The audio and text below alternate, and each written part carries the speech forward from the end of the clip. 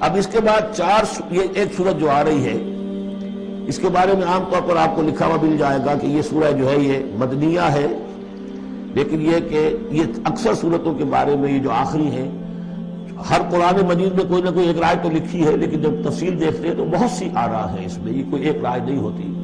میں نے جب تحقیق کی ہے تو حضرت عائشہ صدیقہ رضی اللہ تعالی عنہ کے قول کے مطابق یہ سورت بھی مکی ہے، مدنی نہیں ہے۔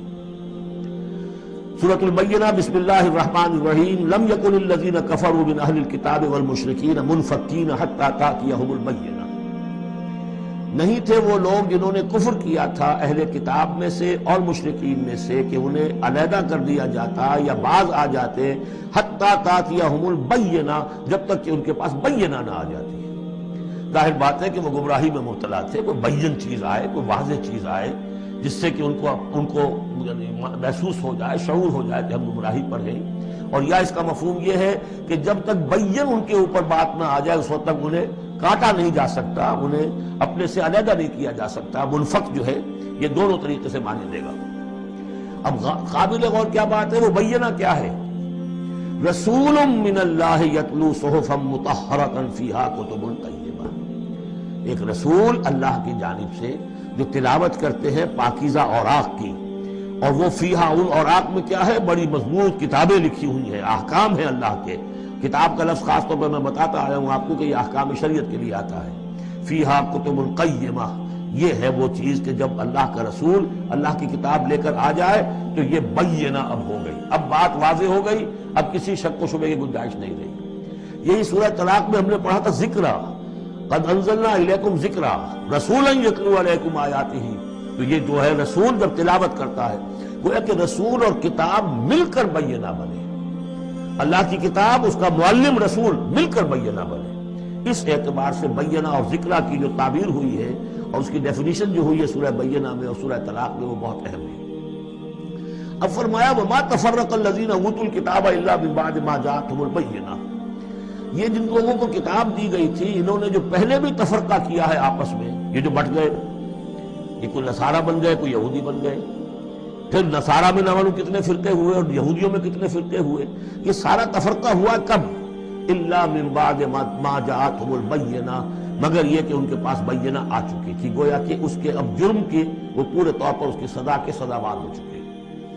وما امروا، یہ آیت اس اعتبار سے بہت اہم ہے کہ دین کا پھر وہی خلاصہ جو ہم نے پڑھا تھا بہت ہی شدت کے ساتھ سورہ زمر میں، وہ پھر آ گیا۔ وما امروا الا لیعبدوا اللہ مخلصین لہ الدین حنفاء، اور انہیں حکم نہیں ہوا تھا مگر اس بات کا کہ بندگی کریں، پرستش کریں اللہ کی، لیکن اس کے لیے اپنی اطاعت کو خالص کرتے ہوئے۔ یہ نہیں کہ نماز تو اللہ کی پڑھ رہے ہیں لیکن یہ کہ اور کام اپنے نفس کی مرضی کے مطابق کر رہے ہیں، وہاں اللہ کے حکم کو ٹھکرا دیا ہے۔ کاروبار جو کر رہے ہیں وہ اور طریقوں سے کر رہے ہیں جو حرام ہے، یہ تو پھر بندگی نہ ہوئی۔ یہ تو وہ بات ہو گئی افتؤمنون ببعض الکتاب وتکفرون ببعض، کیا تم ہماری کتاب اور شریعت کے ایک حصے کو مانتے ہو اور ایک کو رد کر دیتے ہو؟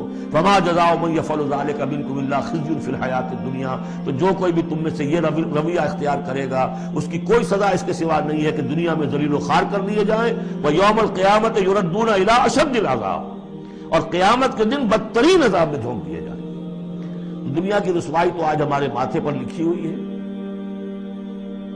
1.5 ارب انسان، 1.25 ارب تو کم سے کم ہے، 120-130 کروڑ سے کم نہیں آج مسلمان، عزت نام کی کوئی شے نہیں۔ عالمی معاملات میں وی ہیو نو سے، کسٹمی پرست کے بھیا کیس نہیں، ہماری پالیسیاں کہیں اور بنتی ہیں، کہیں اور سے ہمارے بجٹ کے لیے انسٹرکشن کہیں اور سے آتی ہیں، اور تو اور بات ہے۔ تو وما امروا الا لیعبدوا اللہ مخلصین لہ الدین حنفاء، یکسو ہو کر پوری زندگی اللہ کے قانون کے تحت ہوگی تو پھر عبادت قبول ہوگی، ورنہ یہ جو ہے کہ کچھ اللہ کو دو اور کچھ قیصر والا قیصر کو دو، خدا والا خدا کو دو، یہ اسلام میں قابل قبول نہیں۔ اب اس کے بعد فرمایا وَيُقِيمُ الصَّلَاةَ وَيُؤْتُوا الزَّكَاةَ، اس کے علاوہ وہ نماز قائم کریں، زکوٰۃ ادا کریں۔ بندگی اور شے ہو گئی، نماز اور زکوٰۃ علیحدہ شے ہو گئی۔ بندگی تو اطاعت ہے، زندگی آمد برائے بندگی، زندگی بے بندگی شرمندگی۔ اس بندگی کے حقوں کے تقاضوں کو پورا کرنے کے لیے نماز دی گئی آپ کو، تاکہ آپ یاد تو کرتے رہیں، اللہ کو یاد تو کرتے رہیں، تاکہ وہ جو عہد کیا ایاک نعبد و ایاک نستعین دن میں 5 مرتبہ تازہ ہو جائے۔ اس کو حفیظ نے کہا ہے کہ سرکشی نے کر دیے دھندلے نقیص بندگی، سرکشی نے کر دیے دھندلے نقوش بندگی، آؤ سجدے میں گریں لوح جبین تازہ کریں۔ یہ جو ہے اس کے اوپر دھندلے ہو گئے نقوش بندگی، نماز پڑھو تاکہ بندگی کا رس پھر اور چمک اٹھے۔ ایاک نعبد و ایاک نستعین، کتنی مرتبہ دہراؤ گے سورہ فاتحہ کو ہر نماز میں تو تم اپنے عہد کو تازہ کر رہے ہو۔ اور زکوٰۃ دو، وذالک الدین القیمہ، یہی ہے سیدھا دین، ہمیشہ کا دین۔ ان الذین کفروا من اہل الکتاب والمشرکین، بے شک وہ لوگ جنہوں نے کفر کی روش اختیار کی، خواہ وہ اہل کتاب میں سے تھے یہود اور نصارہ، والمشرکین خواہ وہ مشرکین میں سے تھے، فی نار جہنم خالدین فیہا، وہ ہوں گے جہنم کی آگ میں اس میں ہمیشہ ہمیشہ رہیں گے۔ اولئک ہم شر البریہ، یہ یقیناً بدترین خلائق ہے۔ ان الذین آمنوا وعملوا الصالحات، اس کے برعکس وہ لوگ جو ایمان لائے جنہوں نے نیک عمل کیے، اولئک ہم خیر البریہ، یہ بہترین خلائق ہے۔ اللہم ربنا اجعلنا منہم، اللہ تعالی ہمیں ان میں شامل ہونے کی توفیق عطا فرمائے۔ جزاؤہم عند ربہم جنات عدن تجری من تحتہا الانہار خالدین فیہا ابدا، ان کا بدلہ ہوگا ان کے رب کے پاس وہ باغات، رہنے والے باغات، ریزیڈینشل گارڈنز، جن کے دامن میں ندیاں بہتی ہوں گی اور جس میں وہ رہیں گے ہمیشہ ہمیش ہمیشہ ہمیش۔ یہ مقام اور ایک سورہ تغابن جو ہم نے پڑھی تھی، اس وقت میں نے وہ بات کا تذکرہ نہیں کیا تھا، دو مقامات قرآن مجید کے ایسے ہیں جہاں جو سائملٹینیس کنٹراسٹ ہے وہ یہ ہے کہ جہنم کے لیے صرف خالدین فیہا آیا ہے اور جنت کے لیے خالدین فیہا ابدا، تو یقیناً کوئی نہ کوئی فرق ہے۔ ویسے جہنم کے لیے بھی قرآن میں دوسرے مقامات پر ابدا بھی آیا ہے اور پھر سارا کچھ، لیکن جہاں کنٹراسٹ آ جائے جو فوری ہو، تو یہ جو سائملٹینیس کنٹراسٹ کے حوالے سے چنانچہ اسی بنیاد پر امت کے دو بڑی عظیم شخصیتوں کی رائے یہ ہے کہ جہنم ابدی نہیں ہے، ایک وقت میں آ کے کھوکھلی ہو جائے گی، ختم ہو جائے گی۔ یا تو وہ جہنمی وہ ہوں گے کہ جن میں خیر کا سرے سے کوئی ایلیمنٹ ہی نہیں، انہیں جلا کر راکھ کر دیا جائے گا، معدوم ہو جائے گا، جیسے حیوانات معدوم ہو جائیں گے۔ اور اگر کوئی خیر کا ایلیمنٹ ہے تو جیسے بھٹی میں چڑھا کر دھو کر کپڑا نکال لیا جاتا ہے، ایسے ہی وہ ان کی روح جو ہے وہ نکال لی جائے گی اور وہ پھر جنت میں پہنچ جائیں گے۔ لیکن یہ عام اہل سنت کا عقیدہ نہیں ہے، یہ نوٹ کر لیجئے، کہیں آپ میرے خلاف کوئی فتوی نہ آپ کروا دیں، لیکن یہ ہے کہ دو افراد ہیں جو بہت عظیم ہیں۔ ایک تو یہ کہ جو یہ سمجھیے کہ شیخ اکبر کہلاتے ہیں، صوفیہ میں بہت چوٹی کی شخصیت ہے، محی الدین ابن عربی۔ دوسرے وہ شخص کہ جو ہر اعتبار سے محی الدین ابن عربی سے بہت شدید اختلاف کرتے ہیں، بہت شدید اختلاف، امام ابن تیمیہ، اور جو یوں سمجھیے کہ سلفی جو المسلک جو لوگ بھی ہیں دنیا میں، ان کے نزدیک سب سے بڑے امام جو ہیں، سب سے بڑے عالم وہ امام ابن تیمیہ ہے رحمۃ اللہ علیہ، ان کی رائے بھی ہے۔